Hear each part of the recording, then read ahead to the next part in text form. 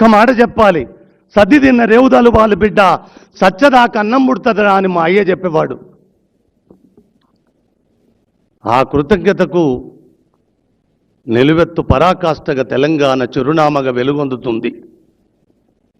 అందులో ఇలా ఒక్క మాట కృతజ్ఞత చెప్తాను సార్. ఇప్పుడు చెప్పాలి, నేను 10 నెలలు 10 సంవత్సరాలు నిద్రాహారాలు మాని నిజంగా నా తెలంగాణ, మా అమ్మ ఒకరి చేతికి నేపథ్యంగా కట్టుబడున్న నేపథ్యం ఎప్పుడు విముక్తం కలుగుతుందా అని కలగన్నప్పుడు నాకు రేవంత్ ఒక్కడే కనబడ్డాడు సార్.